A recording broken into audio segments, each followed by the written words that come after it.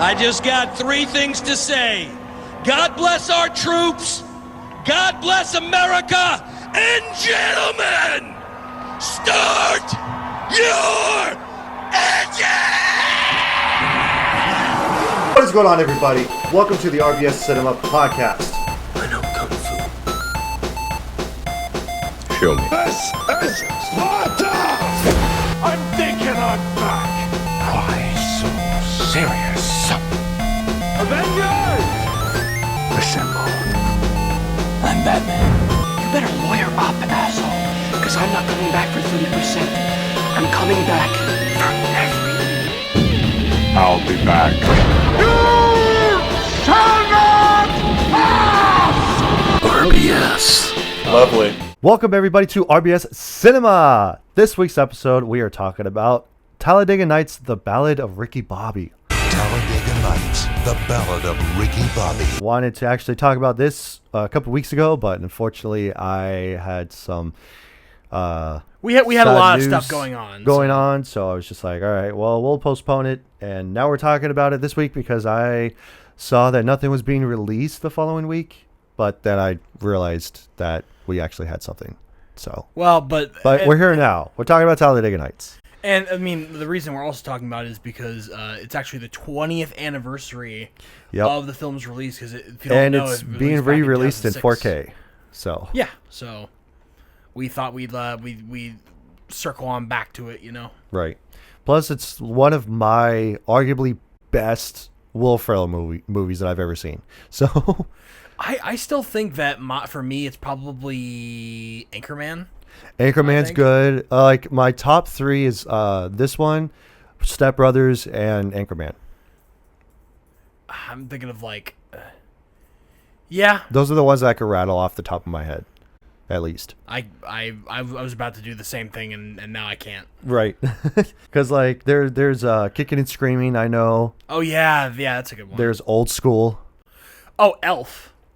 Well, I don't really like a whole lot of Christmas movies. Yeah, I hate Elf now. You hate it? Well, I hate it. You probably hate it because of the promotion that we did for it not too long ago at work. No, that's not the reason why. No, I hated it before that. I hate it because it's on every single year for Christmas and it's always playing around that time. Right, but you can't deny that it's a good Will Ferrell movie. I don't deny that it's not a good Will Ferrell movie. I also don't deny that it's a good comedy either. Because I really loved Elf when I first started watching it. Yeah, I'm just tired of it. It's kind of like a Christmas Carol, right? You'll shoot your eye out, like that whole thing. You mean A Christmas Story? Yeah, A Christmas Story. Yeah. Not A Christmas Carol. I mean, because that one has Scrooge. You could make the argument that you're bored of The Christmas Story because it feels like A Christmas Carol was remade, right? Like every couple of Christmases. Right. The one that I remember from A Christmas Carol is the Jim Carrey animated one. I went to theaters to go and see that. I remember it was so weird. I remember the really old one. Yeah. Right, like the oldest one. Right. And then of course there's they're making another one. Yeah, with Johnny Depp. Johnny Depp. Yep, comes out in November. I think, if I remember. Which is again I always find it weird that some off topic, some Christmas movies come out in November. Yeah. It's supposed to be meant for Christmas. Right. So it's kind of weird. Yeah. Anyway. And I don't know if you guys can hear this, but it's currently raining outside. Yeah, it's storming, so there's thunder and shit. So yeah, we strive to bring you the best content possible at rain, sleek, or shine. Yeah, rain, sleek, or shine. That's the phrase. That's terminology. So yeah. Apologies if you hear some rumbles of thunder in the background. Devin's gonna do his best to edit that out. Aren't you? No, Devin? I won't. No, you won't. Not the background noise. There's times when my AC would fucking be blasting, and I don't even edit that out. It's just constant like noise that you just hear. So well, Devin will attempt to bring you the best content possible, but we'll see how that works out. Try to at least. But with that being said, I also wanted to thank you all so much for watching, listening, tuning in, however you guys are doing. I really appreciate you being here. Would really appreciate it even more if you were to follow us on YouTube, Spotify, and on Apple Podcasts. On both Spotify and YouTube, you can watch the video format. On Apple Podcasts, you can listen to us. So, or, if you just have us on in the background, that's fine too. I don't care. A view is a view. So that's all that matters. You're here, you're watching or listening, so that's great. And I actually want to try to attempt on the YouTube channel to get at least 50 subscribers by the end of this summer. So be sure to share this around. Be sure to leave a like, comment. What did you guys think about Talladega Nights? Or is this still your favorite comedy? Let us know. I want you to tell all your friends about me. That's about it for that. So let's kick off watch list. Yeah. I've only got a couple things. Yeah, honestly. me too. So this week has just been not busy, but just been tiring. Yeah. That's all it ever will be. First up on my watch list, I have Deadpool and Wolverine. Again. Excited to watch this again. Uh-huh. So I think this is probably like my 5th time watching it. So I mean, it's good. It's a good movie. I think I've seen it 3 times. Pretty sure. I saw it 3 times in theaters. I saw it twice in theaters. Yeah. And then, because I went with you at one of those times. Then I went with my dad, I'm pretty sure, for the other one. And then I watched it on streaming at home. So. Okay. Well, in that case, yeah, because I forgot that we went to go see it. So I guess I watched it 6 times now. So, because I watched it the first time with Grace, opening night. And then I went to go and see it the following day on Friday when it was coming out that weekend. Jeez. Loud thunder outside. I went to go and see it with a few of my friends, and my friend was pissed off at me too. So he goes like, why? I waited up until the end of the movie, and I go like, yeah, I watched this with Grace yesterday, and he goes like, why the fuck did you watch it? I go like, what are you talking about? You invited all of these random fucking people that I barely know, like, to the event. So I understand that's like, yeah, like, we're all going to watch this together. I get that. But also at the same time, why are you freaking out that I went to go and see it with my wife first? So it would have been different if I went to go and see this with a random friend. And then I think it was the weekend after I went to go see it with Grace and my sister-in-law. And then the 4th time was with you. So I don't have to worry about that at all because Annie knows full and well what movies she likes and she does not like. Yeah. And if she is not interested in sitting down in a theater for a long time staring at something that she doesn't really care about, even if it means like me like her being alone by herself and me going to go do something without her, she's like, I don't care. It's fine. Right. It's the whole reason that you and I are going to go see Brand New Day tomorrow in theaters. So we're going to continue the trend of like just seeing like Marvel movies that we think are good enough. Yeah. Past the eye test, Right. So. But we're going to do that tomorrow. Yeah. But yeah, Deadpool and Wolverine, it's a really good Marvel movie. It's another Marvel slop, but because it's Deadpool. I liked it. Yeah. I mean, like, I'm not saying that this movie specifically is slop, but the movie in general is super good. It's super well made. So like the Deadpool movies are always able to break some of the molds and the rules that most Marvel movies have to follow. Right. I feel like in some cases. And which is also the reason why we're going to have Gambit in Doomsday. So it's like, you know how long I've been waiting for this? Ooh, I'm about to make a name for myself. Oh, this is going to be good. You know how long I've been waiting for this? Ooh, I'm about to make a name for myself here. I don't think you guys walk away from this. You just make sure people know what happened here today. Once Gambit came on screen, I'm like, oh my god, I fucking forgot all of the banter that he has. Because it's like Deadpool is just sitting there. He goes like, "Who's your dialect coach? The Minions." Juggernaut's helmet. That's it. Yeah, and we don't be knowing that lid ain't coming off without that dome gonna come off with it. I'm so sorry, beautiful. I want this to be gentle. Who is your dialect coach? The Minions? I feel like we are missing critical exposition here. Because he starts talking to him in his thick Louisiana accent, and he's all like, "I'm Remy LeBeau, the Gambit." And they call me Gambit. And he goes like, hold on, it's been a little while since I've seen Sleep Blade. Hit me again. He goes like, they call me the Gambit. And he goes like, oh, okay. And he just goes like, oh, it was where Deadpool, he's asking like, oh, Gambit, are you ready? He goes like, I didn't know my daddy, but I'm pretty sure I shot out of his dick ready. It's all like, that is very graphic. Yeah. Gambit! I ain't know my daddy, but I'm sure I shot out of his dick ready. Jesus Christ, that is graphic. So the whole banter of Gambit is just hilarious. And then like what you said is like when they're doing the big climactic fight at the end, before the Deadpools was like, I'm about to make a name for myself here. It's like, I don't think you guys walk away from this. You just make sure you tell everybody what happened here today. Yeah. So, it's great. It's a great time. If you haven't watched it by now, you should go and watch it. Which, speaking of Spider-Man and Marvel stuff, I did go and watch Brand New Day opening weekend with JK, friend of the pod, recurring guest on the pod. So, I think that was the day we recorded the last episode, actually. Yeah. So. Mm-hmm. Yeah, it was like, that's why I wore my Spider-Man shirt, was because I went to go and watch it shortly after the podcast. Yeah. So it was actually really good. I would say it's arguably heads or tails on it being my favorite. So compared to No Way Home. You mean of the Tom Holland Spider-Man films? Mm-hmm. Okay. Yeah. So, but yeah, I won't spoil anything. It just came out. Yeah, please don't.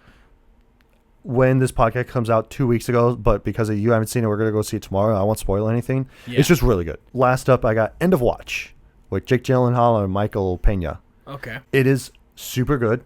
I forgot how good it was. The movie is just about the beginning of the movie. It starts off with just like the POV shot of the car cam, and they get into a shootout with a couple of guys. Michael Pena and Jake Gyllenhaal, they get into a shootout, and then shortly after that, Jake Gyllenhaal starts like recording stuff on his camera. This is the department issue sidearm, Glock 19, a Spyderco tactical knife. This little thing can break windows here. 2 Smith & Wesson handcuffs, can of OC spray, pepper spray, 2 extra mags. And he's doing it as like, quote unquote, as a project. Mm-hmm. So it's kind of like almost kind of documentary kind of style. So where like they just talk directly to the camera and everything. But then there's also like shots of the actual production of them using cameras, like that they're like sneaking around like corners and stuff to like watch them and everything, to like record what's going on. They start like arresting people, like especially gang members, and then they start to uncover this thing about this cartel and everything. So now they're getting to the middle of this just by doing their jobs and arresting people and stuff. And one thing leads to another. There's like these 2 rival gangs. It's like this black gang and this Mexican gang that are going at it with each other, and so like they're trying to keep the peace and everything like that. So it's a really good time. It's a really good movie. So and like I said, it's got that biopic or like documentary vibe to it. So like shaky cam sort of style of filming? Yeah, pretty much. Because like they'll set up the camera and then they'll talk directly to the camera. Oh, okay. So I got you. It's really good. Dude, I'm not gay, but I'd go down on him if he asked. Sometimes I don't know when you're kidding. And I have to know when you're kidding. I'm not kidding. I gotta know when you're kidding. I'm not kidding. I would recommend watching it. Okay. So, but that's about it. All right, I'll move on to my watch list then. So I watched Five Nights at Freddy's 2 for the first time because it released on Netflix earlier this month. I think I got jump scared like once in the movie. Mm-hmm. Was that the bite of 87? It's fine. It was good. Yeah, I thought it was all right. I thought it was better than the first one, at least. I think so, too. Yeah, it was a lot of good references in there. There was a reference like he picks up a toy plush of Freddy, and it's the Five Nights at Freddy's beatbox. Oh yeah, from that one guy. And I was like, "Are you kidding me?" It's like, what about this? Oh, maybe not. And then you're scrolling through the credits and you realize that they got Matt Pat to voice Toy Bonnie. Yeah. In that film, they got Matt Pat. They got a few other people. I can't remember. They got Corey X Kenshin. Oh yeah, they got Megan Fox. Again. What? They got Megan Fox to voice one of the female animatronics. Like Toy Chica, maybe. Maybe Toy Chica. Oh, maybe. Okay. I think it was. I didn't even notice. I completely skipped over that. Yeah, my biggest thing was that Josh Hutcherson, he comes back as the lead character and he grabs the mask and he goes like, "No way!" And then like there's one of the there's no way that'll work. Right, and then like one of them is starting to chase him, and then he puts it on, and then all of a sudden it scans him, and it shows that he's supposed to be an animatronic or something. Yeah, that's how it works in the game. There's no way that'll work. And so I'm like, okay, that's actually a really cool detail that they brought from the game into there. And the mask doesn't work on Foxy. Right. Yeah, because like that's the whole thing in the game when you put the mask on. It's like, dude, there's no way this mask is going to fool them. Like, there's no way. And then all of a sudden they put it out on screen, and then it's like, oh yeah, it does actually. Yeah, it's great. So Gregory, what the f*** are you doing? How did you get up there? So I watched that, and then I watched Nuremberg with Russell Crowe and Rami Malek. It's isn't that like a newer movie too? Yeah, it came out last year, pretty sure. Okay, yeah. It's a biopic.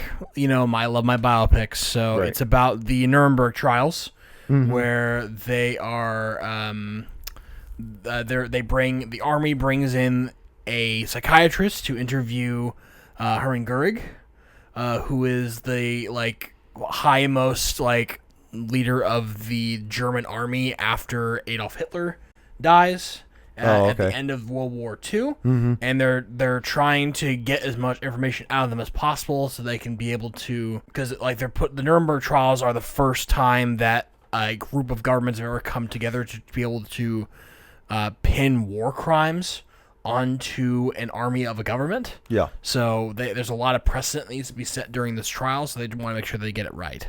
So interesting. I liked it. Russell Crowe does a really good job. They get him in like a big fat suit. Yeah. So like he looks. Oh, you sure that's a fat suit? I'm pretty sure he's just not big. I'm pretty sure it's a fat suit. Okay. But he does a really good job. Rami Malek does a really good job. Michael Shannon's in it. Yeah. John Slattery from he's Howard Stark. Yeah. So he's one of the colonels that is like he's the warden of the prison where they're holding the Nazi high command. So, and Michael Shannon plays a Supreme Court justice. Yeah. Who is in charge of like the prosecution for the Americas, or for the United States, because it's United States, Great Britain, and Russia and France who are all prosecuting the Germans basically. So. Okay. It's a good watch, especially if you like history and World War II stuff. I think Lou would like it a whole lot. So yeah, kind of funny that I watched the week before that I watched Hacksaw Ridge, and then I went into Nuremberg. So yeah, I kind of on a World War II kick recently. Seems like it. And then the last movie I watched, which I was kind of not expecting to watch at all, was Ghost Rider. Because Ghost Rider, I had bought it a long time ago on YouTube, so I could be able to like watch it whenever I wanted to. Because I do like the design of Ghost Rider in that movie, even though Johnny Blaze, Nicolas Cage, is a little goofy.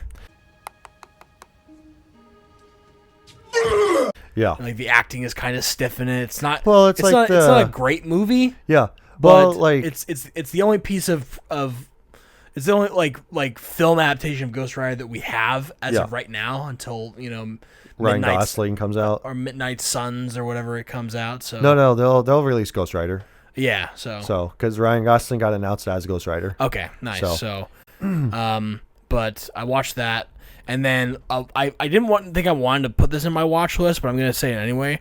So Annie and I went out to get sushi last night. We went to our sushi train that's in Bellevue, Nebraska. It's this really good place called Sakai. Yeah. And oftentimes they'll have stuff up on a TV, basically where we usually sit. And they were playing Monsters vs. Aliens. Nice. So I didn't want to like put like this on my watch list, but basically we got to watch almost the entire movie, except for maybe the first like 20 minutes of it. No audio though, only subtitles. Yeah. So because our waitress was taking so long to be able to like give us our check and stuff like that, because I mean it's just a place where you just like casually eat off the sushi train. If you don't know how that works, it's just like so they don't usually check on you a whole lot, so we were just kind of waiting for her to come and bring us our check, and so while we were waiting, we were just watching Monsters vs. Aliens with no subtitles. That's awesome. And so, like, we didn't get to hear Seth Rogen's glorious voicing, Bob. Hi there! Ah, my back! Just kidding. I don't have a back. Forgive him. Yeah. I'm like, I had to lean over and explain to Annie, like, my body. See that blue blob that's on screen? Just imagine that as Seth Rogen's voice. And she's like, I don't know what Seth Rogen sounds like. And I'm like, oh my gosh. It's kind of hard to explain, but if you know, you know. So yeah. So anyway, that's my watch list. So Yeah, I thought speaking of funny. Speaking of Seth Rogen, like I think it's funny that he directed and produced the last Teenage Mutant Ninja Turtles movie that came out, the animated one. Oh, really? So yeah, Mutant Mayhem, and he's also in it. He plays as either Bebop or Rocksteady. I can't remember which. Oh, is that one that's like animated in again? Here we like go. Like cell shading. Yeah, it's like that 20 FPS animation, right? Yeah. Yeah. Okay. So, yeah, it's really good actually. Like I went to go and see it. And I went to go and see it with my friend, and he goes like, "Dude, I swear to God," because he doesn't like Seth Rogen.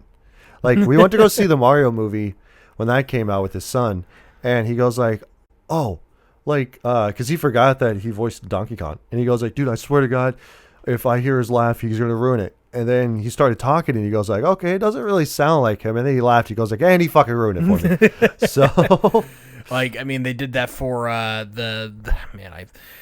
freaking hate the Lion King 2019 so much. Yeah. Because he's Pumbaa in that, right. and he just sounds like Seth Rogen. Right. It's terrible. Yeah. And like to an extent, I agree with your friend that like it is really annoying when the personality of the voice actor overtakes the personality of the character. Yeah. So like, when I saw he was Donkey Kong in the Mario movie, like I just like, okay, now all I see him is Seth Rogen. Yeah. Like it was fine, but like at some point you just know deep down like, oh, that's Seth Rogen who's playing Donkey Kong, and now all I see is Seth Rogen Donkey Kong instead of actual Donkey Kong. Well, it's kind of like anything with The Rock in it as of recent. Or Jack Black. So, yeah, or Jack Black.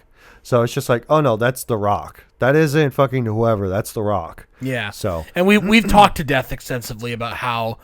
Well, I mean, I have before about how I just think that hiring celebrities as actors and voice actors kind of cheapens the experience of the movie that you're watching, because at that point you're not even interested in the character, you're just interested in the celebrity playing as that character. Yeah. Like The Rock as Maui in the live-action Moana, you know? Yeah, which I heard it actually flopped. So. Well, yeah, I was asking very about that the other day, and I was like, yep. It makes sense. It's not surprising, actually, because like nobody asked for a live-action Moana movie because Moana was still freshly made. Disney doesn't care. Disney wants to make money in the cheapest way possible, and that's how you do it. For a small stint, they were actually just doing the animated movies like when they came out. So it was like Snow White. It was Cinderella and Pinocchio and stuff like that. So like, you know, the older ones, and now we're moving on to like the more recent ones that have come out. Because again, it's easier to pay actors than it is to pay animators or full animators. So yeah, I know that. So, but anyhow, are we ready to move on to Talladega Nights? Let's actually talk about this movie. Yeah. So, I mean, honestly, with this, it's just mostly going to be just one-liners. Yeah, that's the thing. That's the whole thing with this whole movie is that it's one-liners. Yeah, with comedy movies, it's really hard to like break it down, sort of like beat by beat what happens in the story, because like movies like Talladega and like movies we talked about in the past, they're just a series of bits all interconnected, and there is a story that underlines it, but like this movie in particular just goes from one beat to the next mostly. Yeah. And then the plot sort of like follows underneath all of the bits that are laid on top of it. Yeah. Like you're not really like too interested in what's happening in the plot. You're just like waiting to hear more funny stuff. So yeah. Like we're not really going to like break it down like, oh, this is what happened. We're just gonna highlight some of our favorite parts from this movie, I think. I think so. That would be a fair point.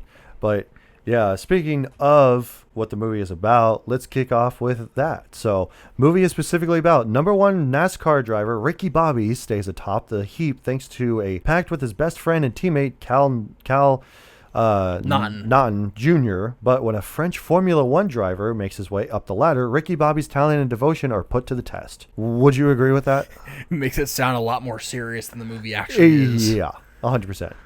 So we got director Adam McKay, and he also co-wrote it with Will Ferrell. Yes. So just going down, not everybody that's in the movie, but just like the big headers. Does it go in order of appearance? Because it does. I believe it does in the actual credits for the movie. I think so. I'll list them off. So I believe so. Because we got Will Ferrell, John C. Reilly, of course, Sacha Baron Cohen, Gary Cole, who plays as Reese Bobby, who's Ricky Bobby's father. Got Michael Clark Duncan, who is great, who's also underrated in the live-action Daredevil movie. Oh, really? Yeah. Did you ever see that? with No. Ben Affleck. I did not. Oh, No. yeah, you should actually watch it. What does he play It's as? okay. He plays as Kingpin. Oh, I don't know who that is. Sorry. Kingpin is like the... Oh, Kingpin. Yeah, Kingpin is I thought you said Keepin. No, Kingpin. Okay. So... Kingpin. Okay. Yeah, Kingpin. I got Leslie Bibb. Jane Lynch plays as his mom. Amy Adams.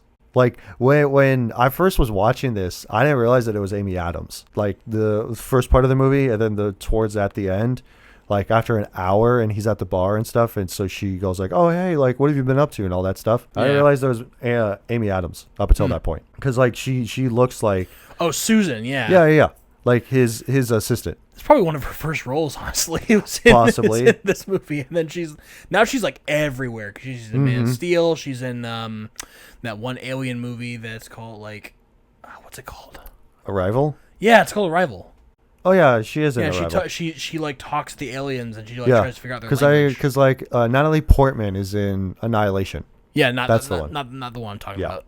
I got Andy Richter, who's coming back from Obsession. So, like, and if you guys haven't seen our Obsession episode, go and check that out because it was actually a pretty good time. Andy Richter. He was the dad in The Shop. Oh, okay. From Obsession. All right. Molly Shannon, who's great in this movie. I love Molly Shannon in this movie. She's awesome. Got Greg Gurman. You look very like. I'm trying to like. I don't piece where they are. I'm trying to like parse like who like because you're not like I don't remember the names of like the characters that much. Yeah, so I'm like, also not looking at your screen. So yeah, like, so like Molly Shannon was the Larry Dennett Jr.'s wife. The drunkie. Yeah, the drunk girl. Ah, okay. Yeah. Right. Where she goes like, oh, the only reason why I come here is for the vibrations of the cars. Yeah, okay, all right. Yeah. There's only one good thing about coming to these races, and that is the vibrations from the cars. Oh, I love when them cars whiz by. Oh, feel the motor running up my legs.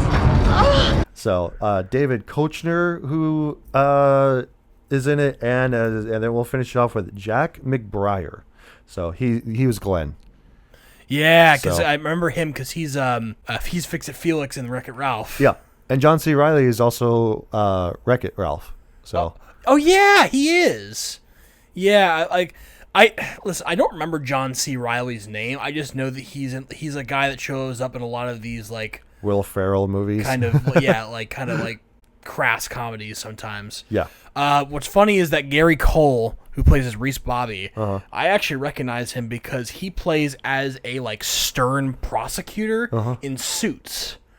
So he plays as the as like the district attorney, then he gets like disgraced, and then he becomes just like a general prosecutor. Yeah. And he shows up from time to time, and he has like he's kind of like gruff, and he like he has a mustache sometimes. Yeah. So it's like, oh, that's where I recognize him from. So right. All right, moving on to taglines here. I've only got a few here. The story of a man who could only count to number one.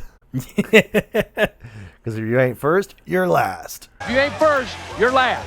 No one can handle the curves, the speed, the heat like Ricky Bobby. Yeah. The next one is, if you're not first, you're last. If you ain't first, you're last. Yep. So, and no brakes, no brains. It's the last one. I'm surprised that Shake and Bake is not right. one of the taglines. I think it's probably just because that for Shake and Bake, it's just their catchphrase. Yeah, but like it's one of the most iconic like things from the phrases movie. from this movie. Yeah. You know? Yeah, I think that would have actually been pretty good as Thane was like Shake and Bake. Yeah, Shake and Bake. But Shake and Bake. Yeah. What? Shake and Bake. A lot of the taglines too is also not just from the posters. It's also from like the promotional material. Yeah, that's true. So like the trailers and stuff. So I don't know. All right, let's try not to make this one like super long because like there's really no story. The story we already said. The opening to this is actually pretty funny because it's all like America's all about speed, hot, nasty, badass speed by Eleanor Roosevelt of 1936. Yeah. I love how that's the opening to this movie too. Yeah. It's awesome. And then I also had written down in my notes was like butt rock, because that's what this whole movie has for the soundtrack is just like butt rock. What? Like old divorced dad rock. What is butt rock? Butt rock is just like divorced dad rock. That's what it is. It's like old style of rock. You mean classic rock? Yeah, classic rock. Yeah, butt rock. It's kind of reductive. I feel like a little bit. Well, don't talk to me about it. That's what the internet calls classic rock is butt rock. Well, that's offensive, but all right. Well, I don't know. I like classic rock.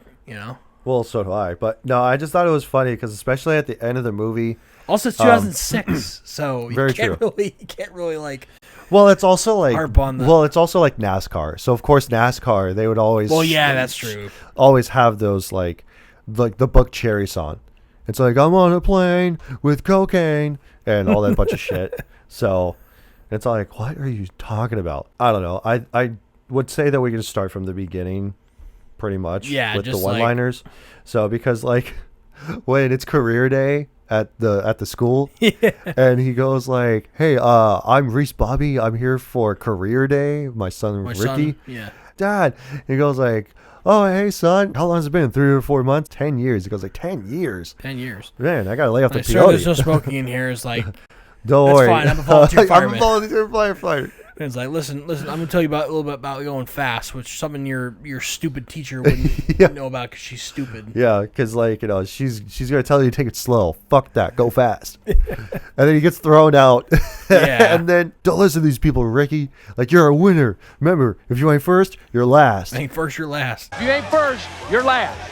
And then it all comes full circle at towards the end when they go to Applebee's. Yeah, they get thrown on the Applebee's. He throws him out of the Applebee's, and then he just goes like, "Dad, what the hell? I thought we had a good thing going." He goes like, "I don't know, whatever bone or muscle or whatever makes people good, I don't have it." He goes like, "That's why I blew it up." I gotta blow it up. And it's like, but why'd you say what? Yeah, but you told me when I was 10 years old. If you ain't first, you're last. And it's like, Ricky, I was high when I said that. Yeah. He goes like, you could be second, you could be third, fourth, hell, maybe even fifth. That's ridiculous. Doesn't make any sense at all. First, you're last. You can be second, you can be third, fourth, hell, you can even be fifth. What are you talking about? Because like I've made my whole life on that thing that you told me. Yeah. Hell, you can even be fifth. It's so funny. Hell, you can be fifth. Before Ricky even gets in the car, like the guy that he takes over for, Terry. Yeah. He goes like they come in for a pit stop to like replace all this stuff and gas him up and everything, and he comes out of the car and they're like, "Hey, what are you doing?" He goes like, "Relax, I gotta take a piss." And then they're all talking to each other, and then it's like, it doesn't matter. We're gonna lose anyway if I got here. I need to go right now. Yeah, and then he's also like having a chicken sandwich. Hey man, he's over there having a chicken sandwich. Yeah, like, he goes like, "Hey guys, pretty good actually over here." Yeah. He goes like, "Don't worry, I'm gonna finish this. I'm gonna make a quick phone call, and I'm coming back."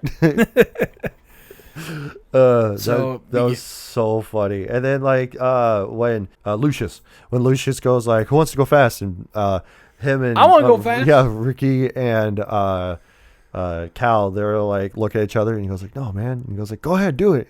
He's like, "I love you." He goes like, "What?" He goes like, "Nothing." He's like, "You're my best friend." This? I'm like, "What are you gonna do after this?" Well, I gotta win the race first. Yeah. Like, all right. He goes like, "What do you want to do after this?" He goes like, "You mean after the race?" "Yeah." I don't know, man, but like, I should get going. I wasted a lot of time." He goes like, "Yeah." He goes like, "You're my best friend. You're my best friend." Hey, I love you. What? Nothing. Second base. Get out. You're my best friend. You're my best friend. I love that. Like, I don't know if you picked up on this, but like later after he like gets like third in the race, he signed a bunch of autographs, and there's somebody who comes up to like get an autograph from him. It's Dale Earnhardt Jr. Oh yeah. That's like after they redo the car and everything, and he gets signed over to being like through like Wonder Bread and other things. So like but yeah, it's Dale Earnhardt Jr. and he goes like, "Who do I make it out to?" And he goes like, "For me, man, I'm a big fan." Yeah. Get your autograph? Yeah, sure. Who do I make this out to? That's for me. I think you're awesome, man. Just don't tell any other drivers. Yeah, no, I'm not gonna tell anyone. Which I think he might have been like the only NASCAR racer that makes an actual appearance on screen. Yeah, I'm like, if I had a nickel for every time that I've seen Dale Earnhardt Jr. show up as a cameo in a racing film, I'd have 2 nickels. Yeah. Because he does it in cars as well. Yeah. I think he does it in Cars 1, actually. I believe so. I think you're Cars right. 1 It's been forever since I've seen it, but yeah, I think you're right. Yeah, it's either Cars 1 or Cars 3. Yeah. So, like, he just shows up as himself, but as a car. A Disney Pixar car, you right. know? So, like, everyone, they always downplay him like he's, like, nothing special, you know? Yeah. Like, that's, if people, like, because it's like, that's the one person most people recognize from NASCAR. Yeah. Is either Dale Earnhardt Jr. Mm-hmm.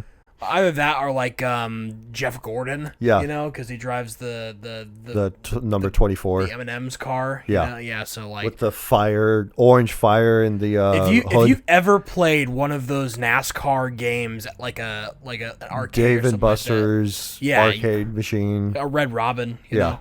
Like you'll flip through the cars and you'll see Jeff Gordon as like the guy with the best stats. So, oh yeah, like, that's how you like know. Like he was the poster.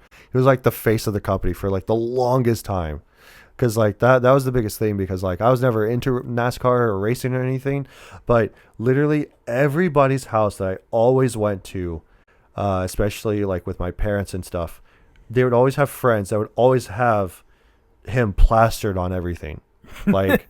And then, like, even my mom's boyfriend, he loves Dale Earnhardt and Jr. So, but that's kind of funny that you know a lot of people who are into NASCAR, because I don't think I've met a single person losing in NASCAR. That's why I try to get him to do this weekend. But he was I didn't busy. know that. So, but yeah, like he's big into NASCAR. Like when we were at Beercade, he was talking about NASCAR and stuff. Oh, so because he wanted to drive on the NASCAR, but I think one of them wasn't working or something like that.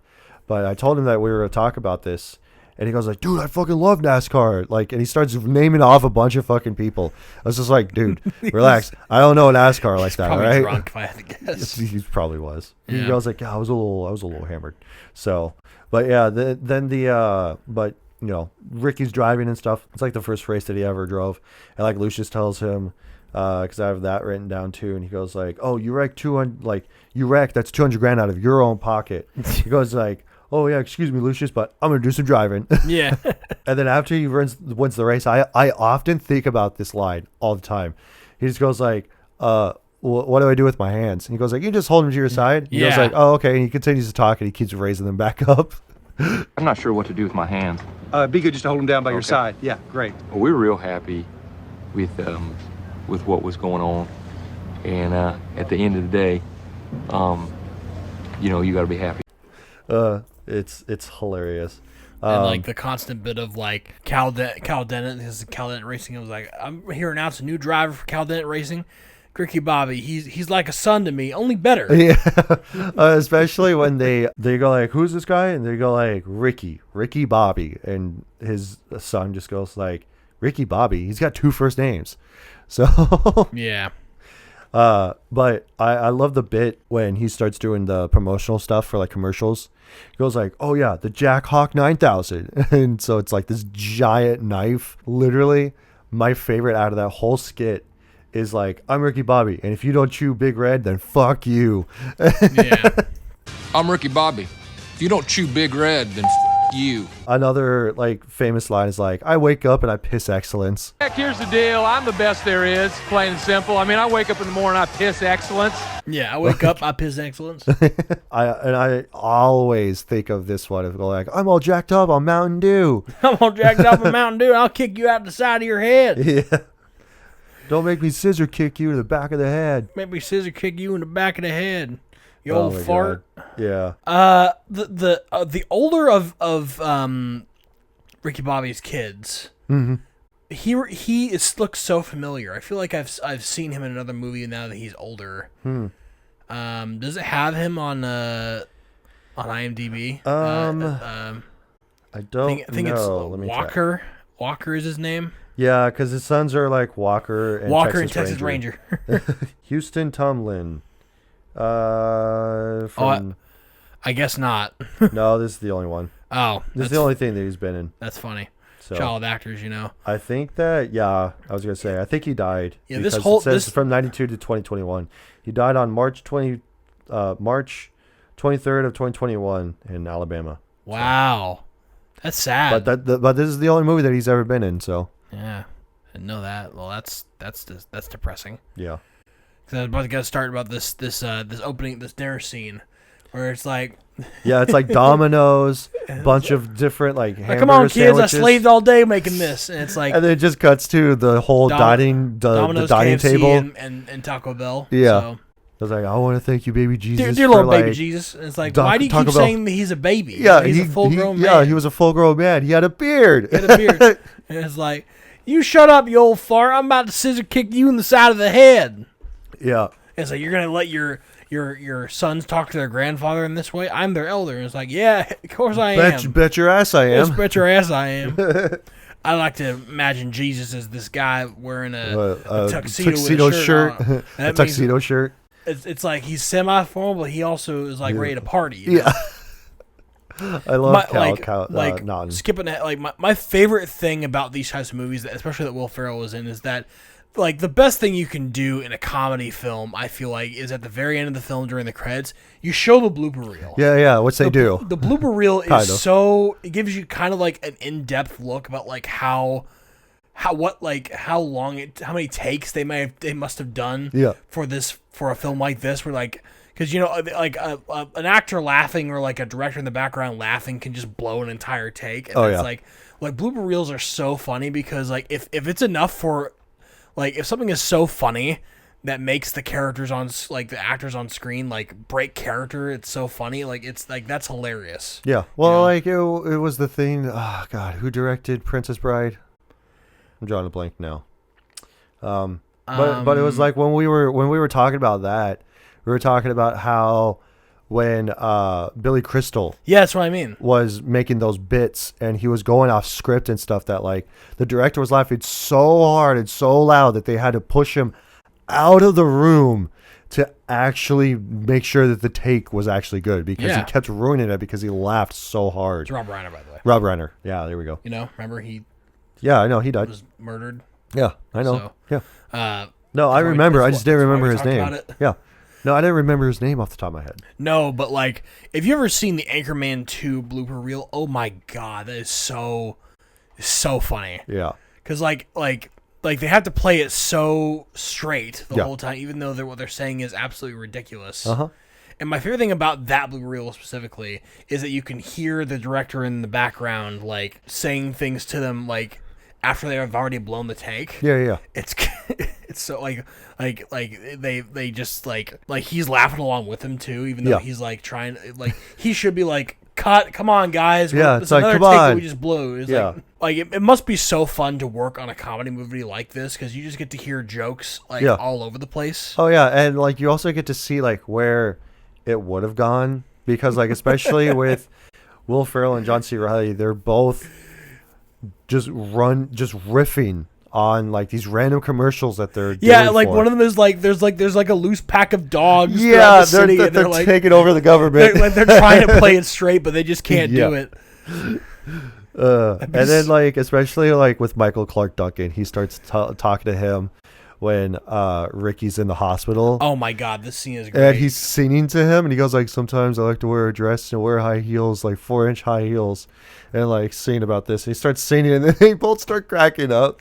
Because like again, like everything is so funny because he's trying to like stay. I can't imagine. Imagine Will Ferrell trying to keep a straight face during all that. Yeah, well, like it was like in the movie when after the crash, which we'll get to before, like talking about the crash sequence before. Yeah. But like in the hospital, when his wife goes like, you know what, I think I finally made up my mind. We can pull the plug. And the doctor goes like, he's fine. He's just taking a nap. She goes like, no, I've never heard him make that noise ever. Fine. I've never heard him make that noise and ever. He's yawning. So she goes like, it'll be okay. Mama's here. I love that scene afterwards where it's like, he's like playing wheelchair basketball and is like, yeah. And it's like, will you ever be able to walk again, Doc? And it's like, and he just goes like, yeah, he's fine. He literally walked out. He saw that wheelchair in the hallway. And he just grabbed it, you know. So But like, you know, you got Michael Clark Duncan who's reading like, is that you, God? It's me, Margaret. He's like talking. I didn't he's like that. he's like quoting the book because he's reading it. It's like almost done too. Yeah. It's like at the end of the book. He goes like, yeah, I hope that I get my period because this one of my friends got her period. I hope I'm not the last one to get my period and stuff like that.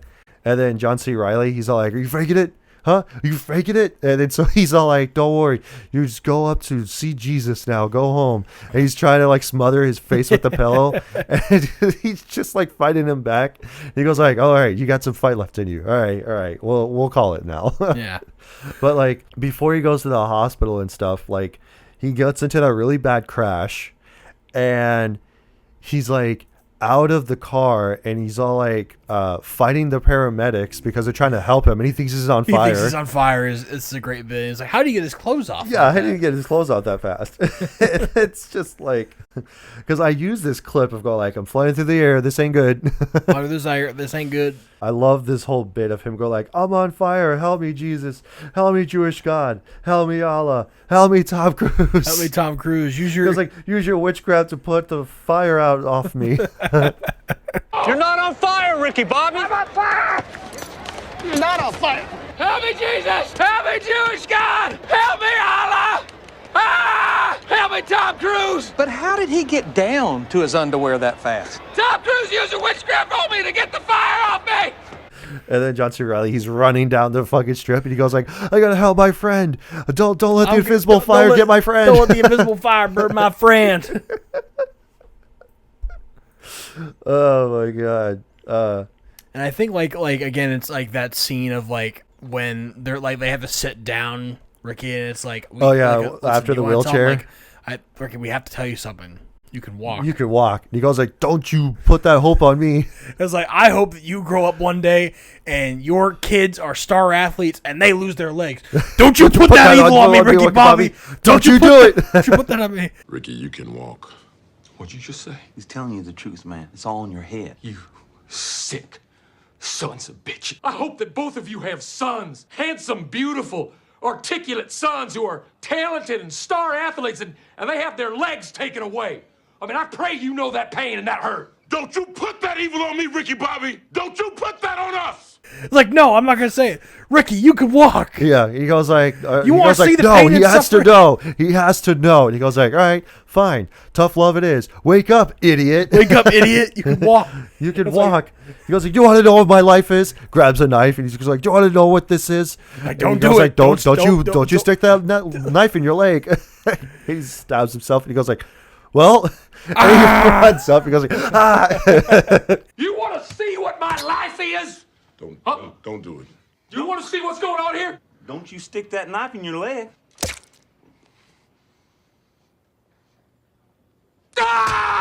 And then they're trying to the whole time to get the knife out. And he's like, okay, I'm going to use the smaller knife to get the knife out. Like, yeah. No, don't do that. Oh, no, I got two knives in my leg. He goes like, I think I hit a nerve. And they go like, cut around the meat. Oh my God. And then it's like after the whole thing, it's like what, some odd time later, I think. And they're all like, oh yeah, like Frenchie can drive. Yeah. And then they already have merch out for him and stuff. People are already wearing it. Yeah, they played like the French version of Paint It Black. Yeah.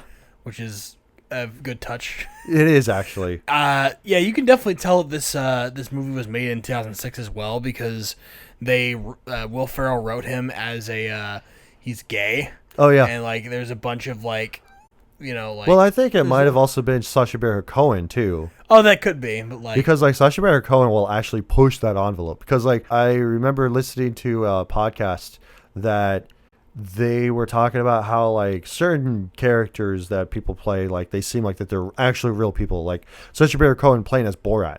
Like when that movie came out, because the way that it was stylized, like shot, people thought that he was real, like he was a real guy, and that's how he actually was. Like Borat was actually real, but he was just playing as a character. Yeah. And then like even after that, shooting that movie, he went on to like a bunch of other shows and a bunch of other stuff as Borat. So, but they really tried to push that, and it's also like it's back to time like, oh, being gay is funny because it's like like we can laugh at gay people, you know. It's Yeah. like The whole it's a little dated, a little bit in that sense. Yeah, it's like after he breaks his arm and he goes like, "Oh, like I want to sign your cast." And one of the bloopers was like, "Why don't you sign my balls?" And he jumps over. He's like trying to like undo his pants. He goes like, "What the hell are you doing?" So I think that scene of like where he does break his arm is really, really funny. Is like, oh yeah, he goes like, to, "I want you to say that you love crepes." I love crepes, and it's like, I'll never say that. Don't you say that, Bobby? And it's like, I had some. I mean, actually, I had some crepes this morning. Yeah, they're actually pretty good. Wait, are those crepes the really thin pancakes? Yeah, like crepes are just really thin pancakes. Oh my god, I love those with a little bit of like powdered sugar and like some strawberries on top.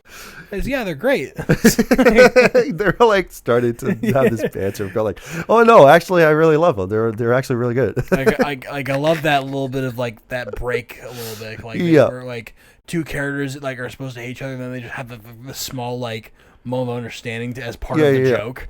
That's a really good trope. Yeah. So and then like he just goes like, "Yeah, I just want to crawl inside of it and like never and like eat my way out." He goes like, "Oh yeah, like that would be awesome."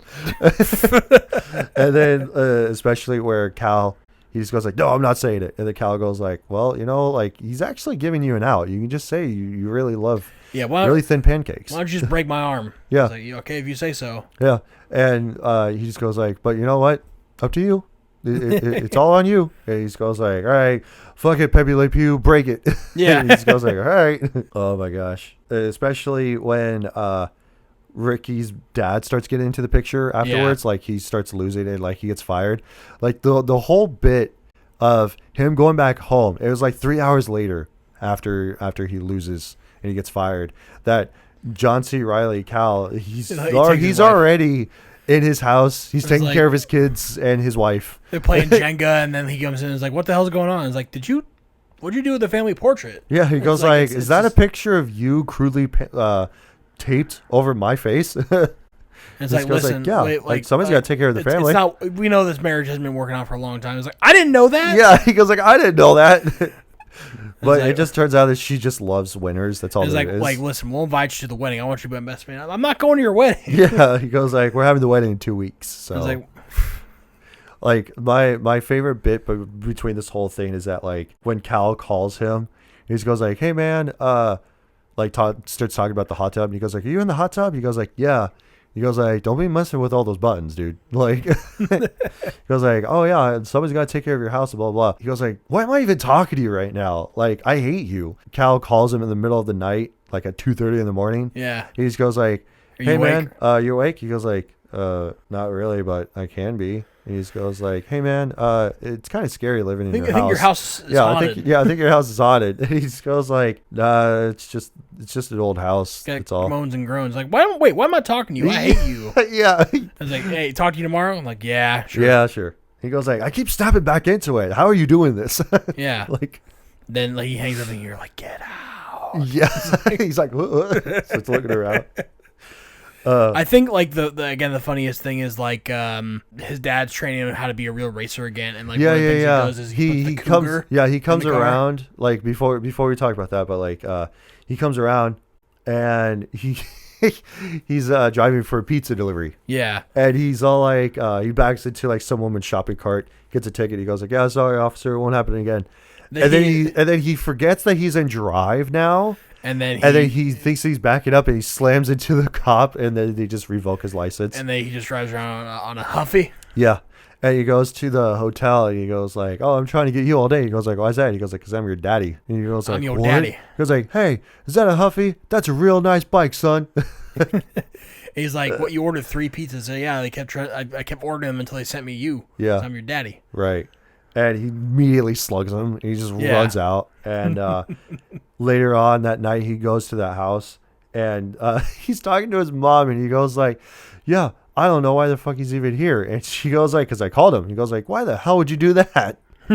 And then he goes to the door. His dad is there at the door, and he's all like, "How do I know these 2 of my grandkids?" He goes like, I'll be the shit out of you, old man." He goes like, "God, they really are my grandkids."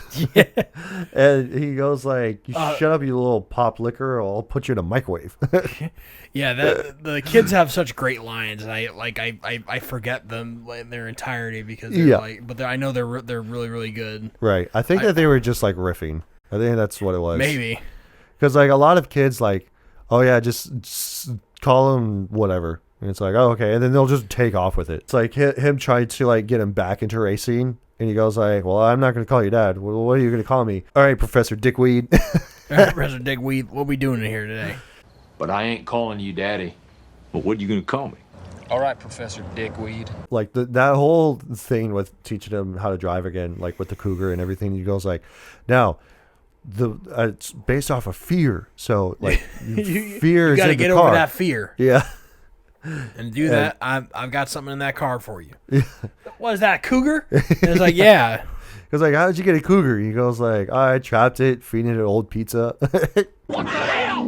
It's a goddamn cougar in the car. Oh, there's a cougar in the car. I put it in there. You got to learn to drive with the fear. You got to get in that driver's seat, Ricky Bobby. You got to immediately gets mauled. So he goes home. She goes like, oh, how was race like driving with your dad? And he goes like, oh, I thought it was okay. He's all like, got mauled by a cougar and ruined my favorite shirt. And then like the next thing for him to learn how to drive is to drive with his eyes closed. Yeah, so he's got a blindfold. And then he just he goes like, driving is not about your eyes. It's feeling it with the car. Feeling the car, feeling the road. Yeah. Like, he goes like, what do you feel? And he goes like, oh, the worn wood of the steering yeah. wheel. He goes like, yeah. And he goes like, the heat coming off the car. He goes like, that's you and the car melded together. He goes like, all right, put it in drive and go. Go. He starts bashing into cars on the sides and crashes into the house. Drive.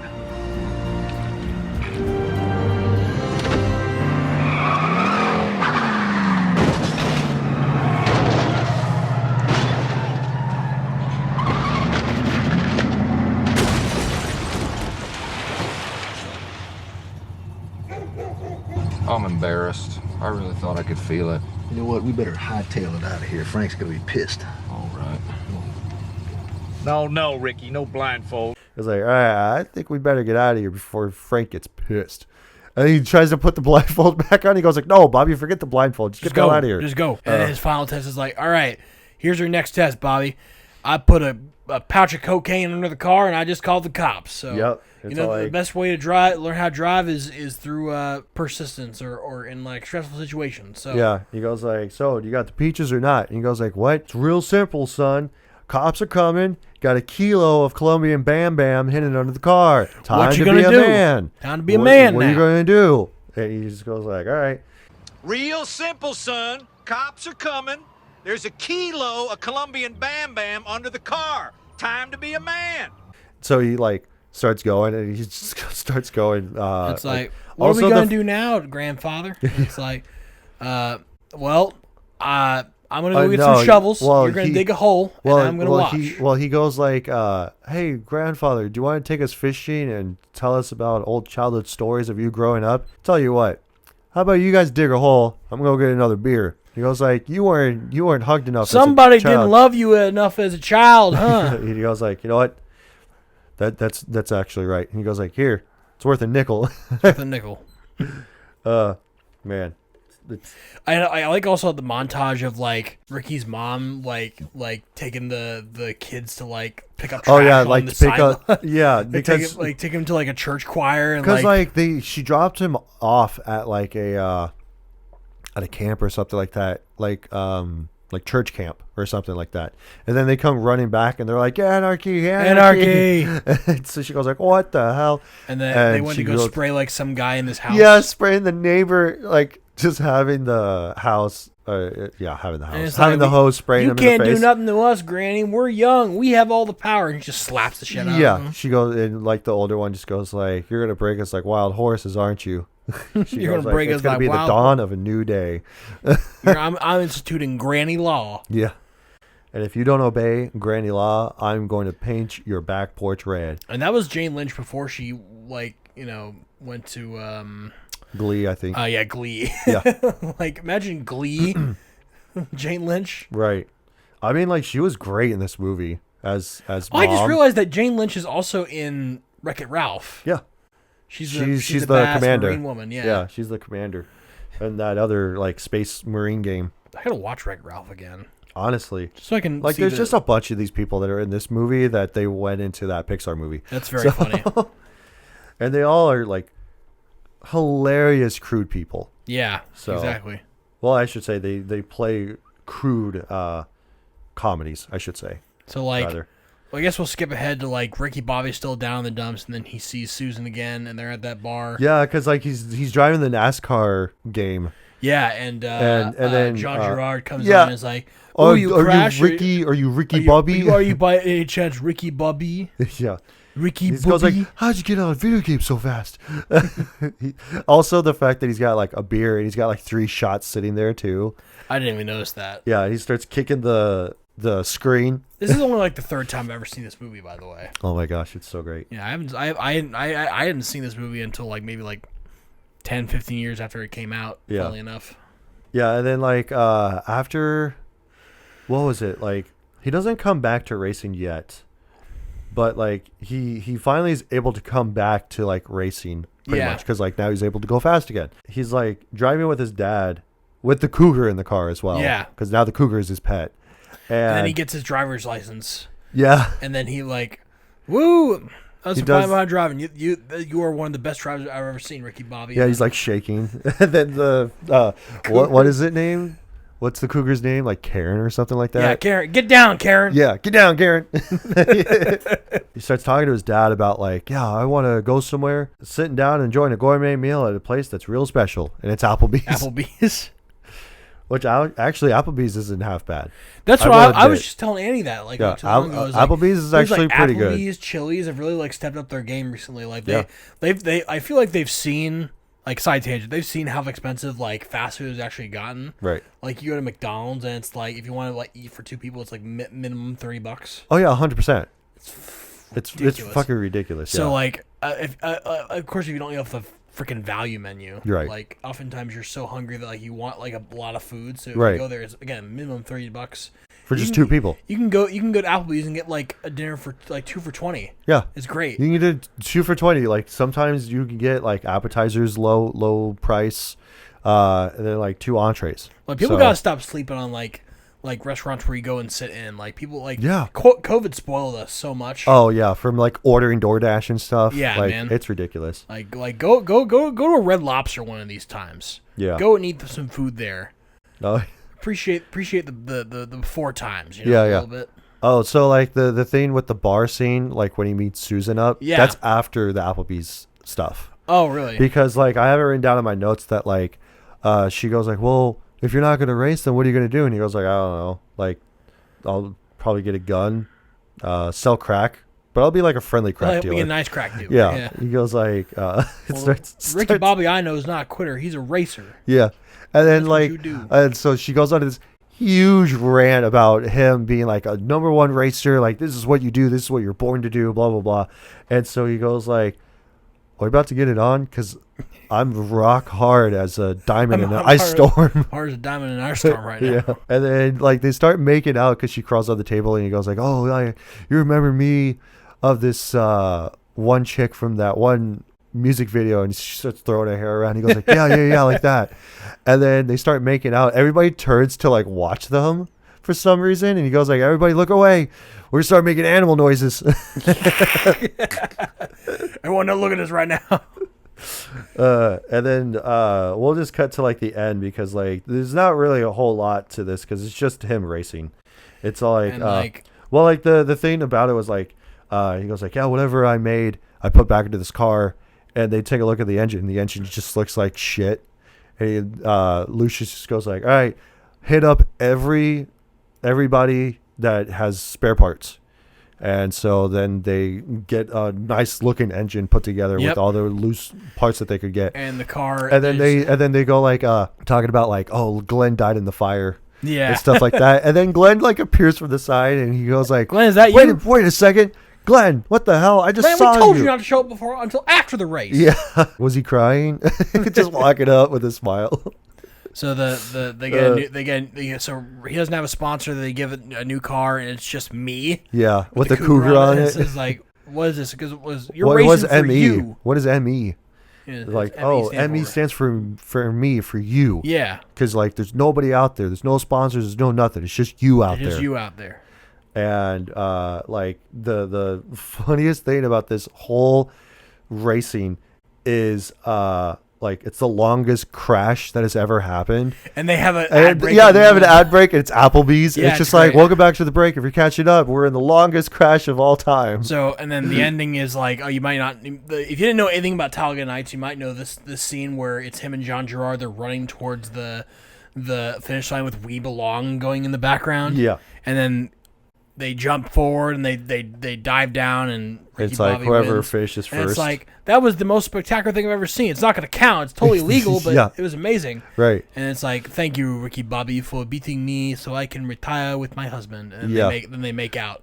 Yeah, they have a really long kiss because like it's funny how many times that Sacha Baron Cohen was trying to get him to kiss him. Yeah. He goes like, "Oh, I'll leave right now. I will go back to France and I will leave if you kiss me on the lips." He goes like, "No, I'm not doing that." Yeah. And like the whole thing is like Callie just goes like, "Shake and bake." Shake he goes and bake. like, "What? Shake and You bake." see that? Yeah. That just happened. Shake and bake. What does that do? Does that blow your mind? That just happened. He's just like, "What is that? Is that a catchphrase? Like, I don't understand the concept of shake and bake." Shake and bake. You saying it louder is not going to. It's not gonna make me understand it. And like he starts whispering. He goes like, "Hey, I have something to tell you." He goes like, "Shake and bake." Yeah. Shake and bake. Yeah. What? Shake and bake. The movie kind of ends kind of like pretty like anticlimactically. Yeah, because no. Okay, let me rephrase. Like just before the credits roll. I mean. Yeah. Where they all like drive off to Applebee's. Right, they drive back to Applebee's. Yeah. Because normally because they're all like, well, what better way to finish this than to get thrown out of Applebee's? It's He like a goes slow drive off and a fade Yeah. to black. I was Right. expecting like one more joke to be put in at the very Right, end there. 'cause which is so funny because none of them are in the car when they drive off. Yeah. Like the numerous times that you see people driving, none of them are in the actual cars. Yeah. Because like when Ricky's driving on the highway and everything, or the interstate or whatever it is, it's not even him; it's a stunt driver. Yeah. so.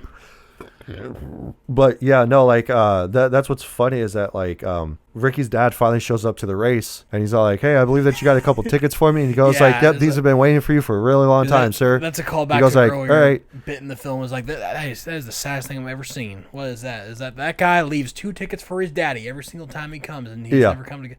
And then he finally shows up. He's like, 2 tickets. Yeah, he goes like, "I got $60 it. Yep, each." $60 a pop." So Which $60 for NASCAR, not bad. like and especially like especially in this case where like it's like Talladega 500. Yeah, like that's like Talladega is the biggest NASCAR track ever Yeah. designed, and for only about $60, but that's probably like $60 back in 2006. Yeah, that's probably like $100 now. right, 100%.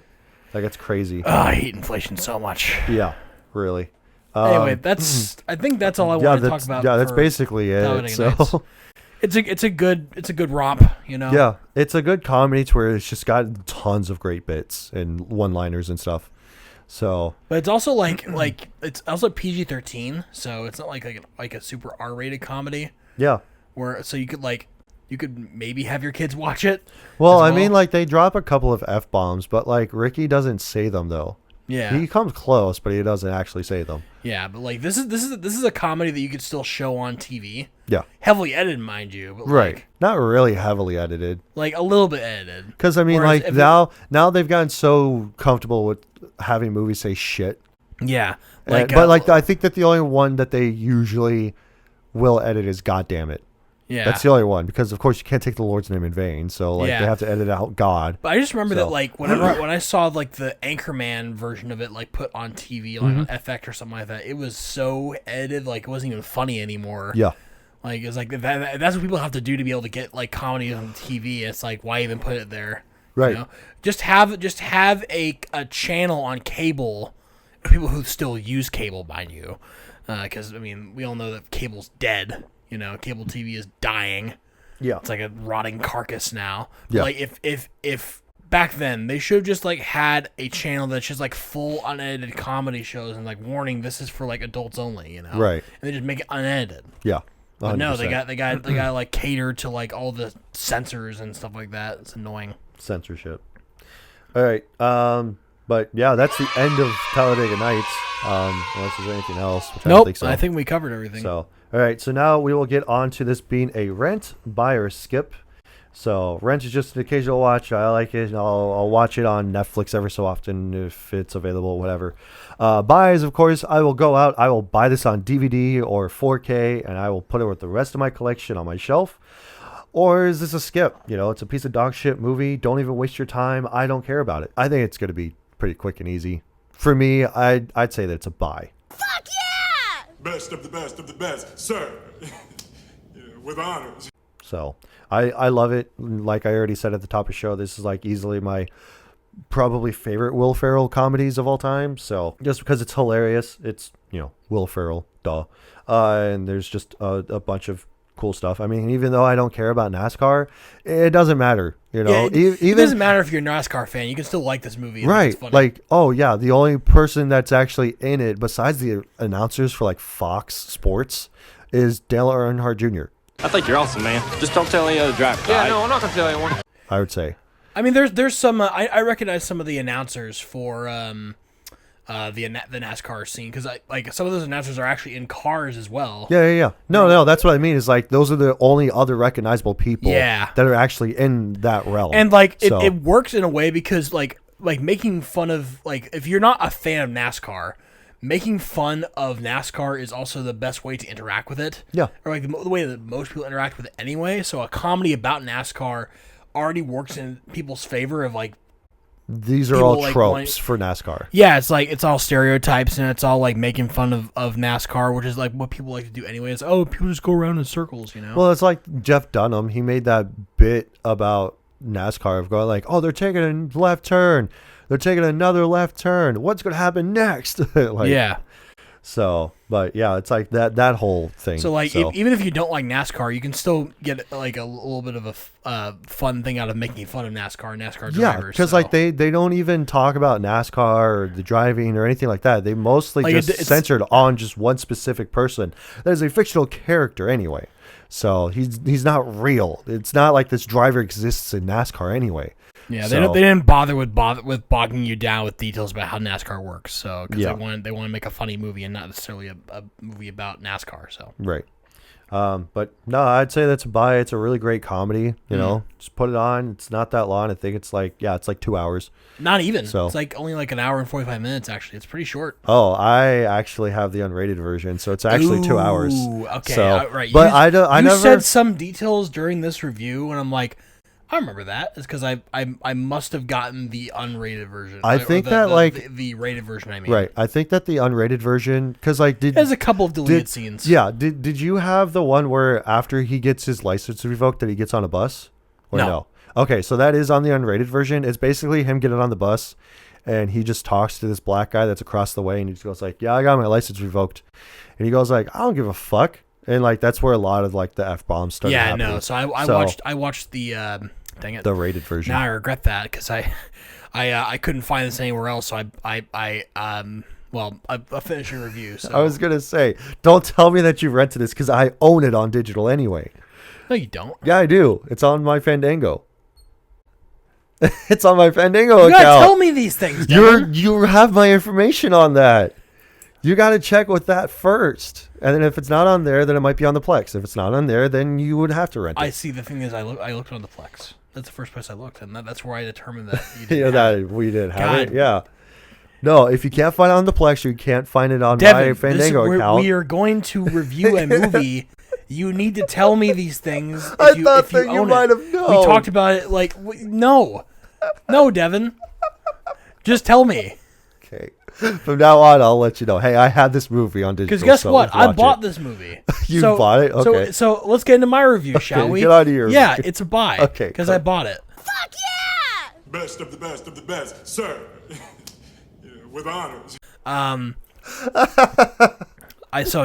watched the rated version, I guess, but I mean, it's still a fun movie. It is. It's really good. Like I was surprised that I'm not surprised that I hadn't seen it for the longest time. Because I'm like that was just not like something I had access to. Was these like raunchy comedies when I was growing up? Because I used to. I don't know if I still do, but I used to have this on DVD a lot. So because my viewing habits were closely monitored Mhm. by my parents when I was growing up, so Right. they wouldn't really let me watch a lot of this stuff. So that's why I haven't that's why I said I only watched this for the first time in the past maybe 5 years or so. Right. So, but it's great. It's funny. It's I still think that out of all the Will Ferrell movies, I think Anchorman 1 and 2 are still my favorite ones for him to watch. Oh yeah, because those are my top 5. This Will Ferrell is movies. also still a really good one as well. So yeah, makes me more excited to go and watch The Hawk. You know, Mhm. the series he has right now about him being a golfer. Yeah, because we both thought it was a movie, but yeah, I really did It's because a series.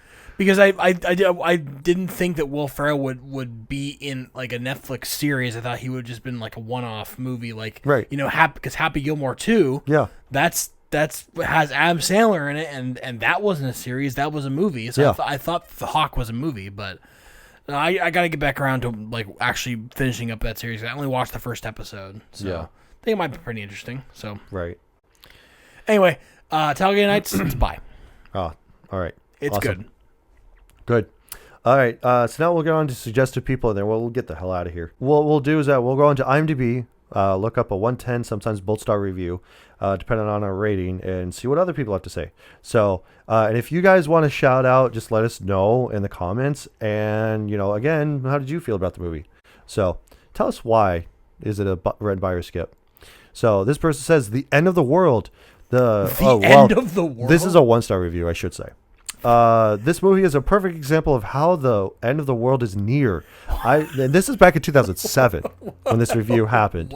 So, I would rather stare at tree bark for 2 hours than to ever watch this worthless movie ever again.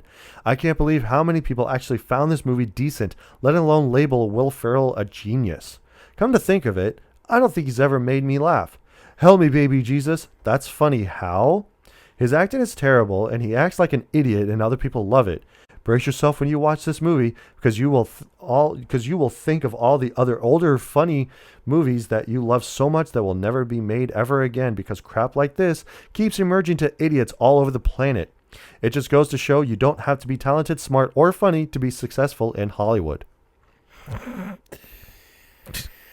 I'm going to take this review with a very large grain of salt because, again, comedy is objective. But if it's your own fault for watching a Will Ferrell movie and expecting a sophisticated, highbrow comedy film.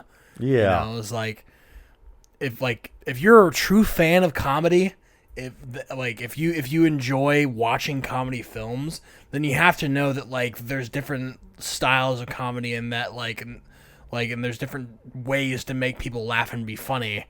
And this, Will Ferrell movies have a very specific style, and that's a bunch of stupid bits, and it's supposed to be stupid funny. It's not supposed to be a bunch of, clever jokes, Right. And it's not just supposed to have an overarching story.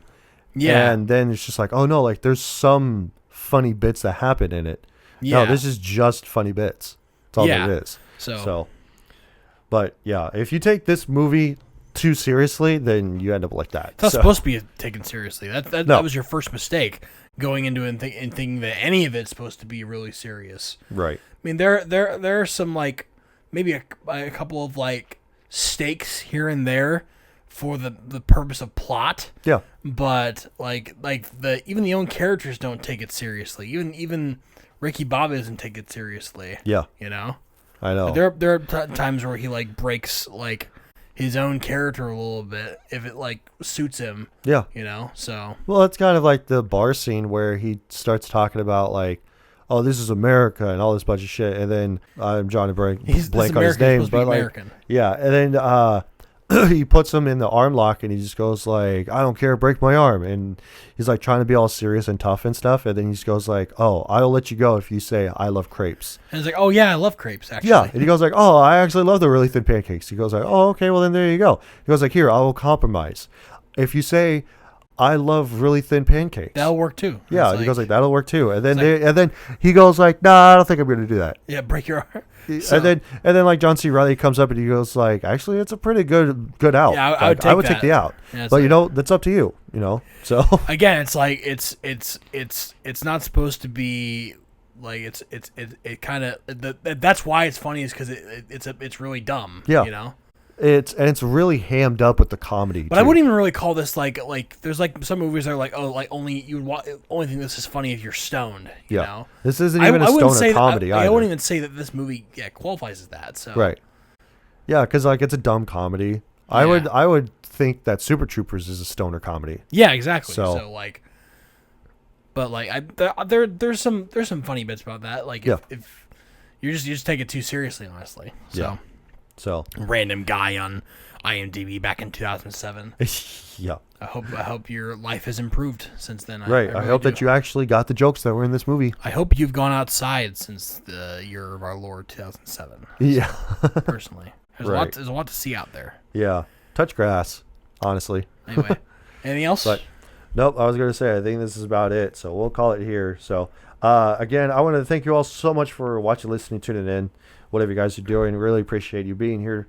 And again, be sure to follow the channel on YouTube, Spotify, and on Apple Podcasts. Be sure to rate, review us, and all that stuff as well. And again, be sure to leave a comment, like, share, all that good stuff. So we'll see you guys next week for something new. And yeah, so I'll figure it out. Yep. We'll have something new coming out. Sure. So be